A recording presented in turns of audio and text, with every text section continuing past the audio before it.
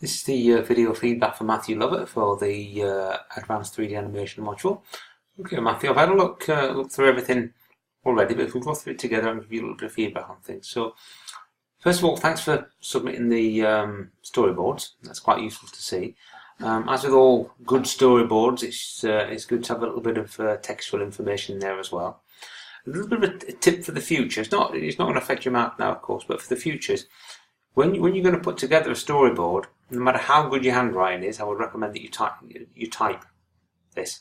You type up the textual information. Purely so anybody else that needed to see it would absolutely get it and understand it. There's nothing wrong with your handwriting, but I'm saying it's much easier for anybody to see.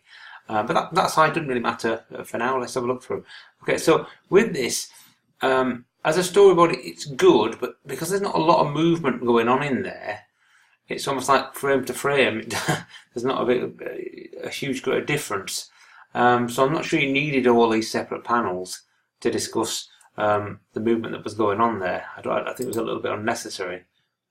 So we'll look at the next one. Again, there's not a huge deal of movement. It's all to do really with the camera move, but we do get, of course, the ball moving here, which is worth storyboarding. I think probably this earlier one, you could probably have gone from maybe this to this in one leap.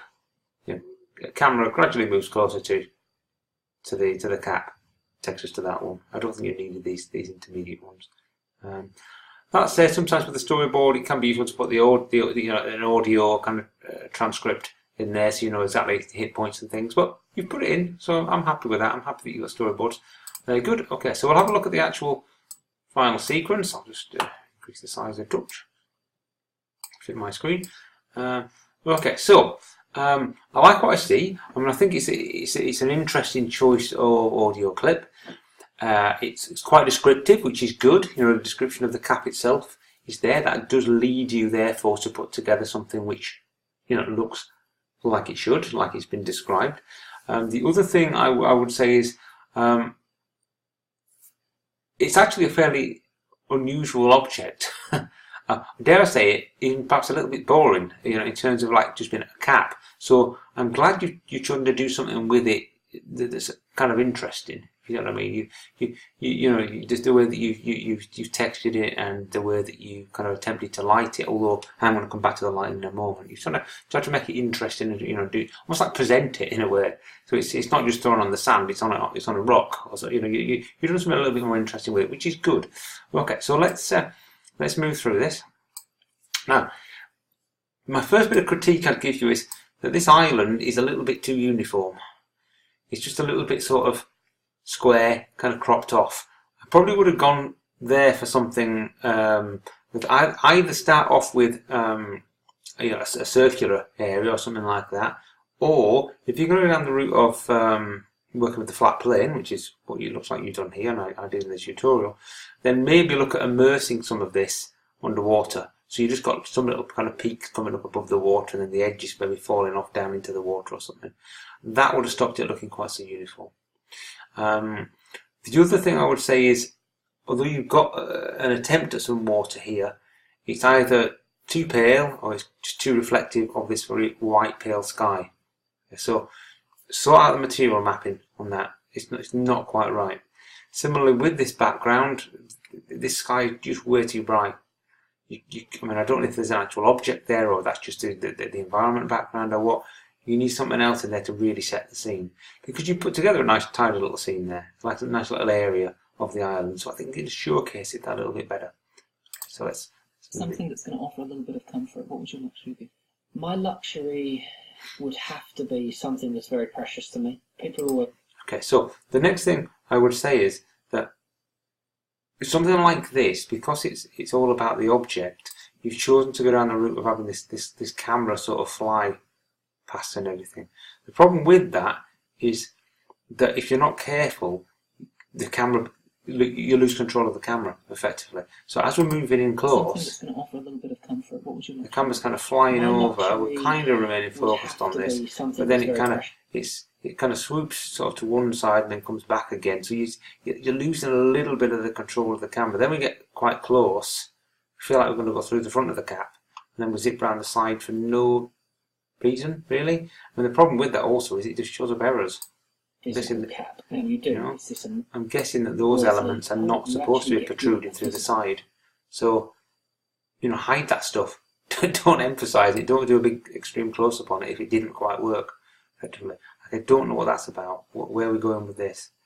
You know what I mean? Then you know, this is pointing at nothing. I know it's on its way to the ball, but you know, come up over the top of this and then drop down onto the ball or something. Just think about the staging of the action.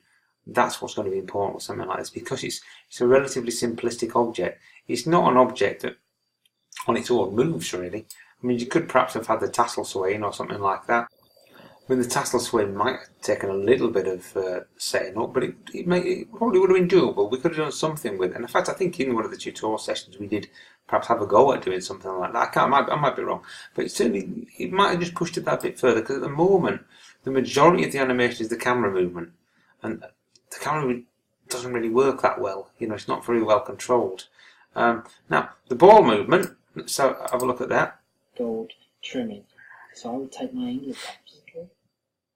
It's pretty good, but it's, you know, it fills about 2 seconds of the entire clip, which is a shame really, because I think you could have had the cap and then a little bit more with the ball. Maybe the ball comes in and knocks the cap off, or the ball bounces off here or something like that. You know, we're thinking of David Beckham, who's you know amazing footballer, but well known for his free kicks or something like that. Could you do something like that with the ball curling in and just bouncing off the side of the rock or something? You know, these things are possible. So I think, you know, what there is there is good, but in terms of the animation, you could have pushed it much further. You could have been a little bit more creative with it, done a little bit more, a bit more ambitious, perhaps. The look of the thing is pretty good, but as I said, there's a little bit of sort of blank space. Even though there's something there, it just feels a bit empty. So I would perhaps have filled that, even just with a picture map of a sky or something of that sort, and the ocean as well, just tidying up the colour of that or something, maybe make it a little bit reflective or something. The ball itself, you could have had a texture map on that, you know, with a branded texture map or something of that kind of thing.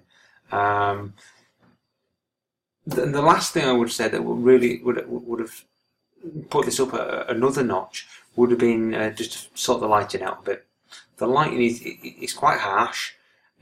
It's not got proper shadows turned on for the light source, which is why we've got these very black, dark areas, but no kind of elongated shadow across here from the ball or from the rock. So that will be the next step, is sort the lighting out, and I think just tidy up the cameras, rein in the camera movement just a little bit would have tidied things as well. Okay, thanks a lot.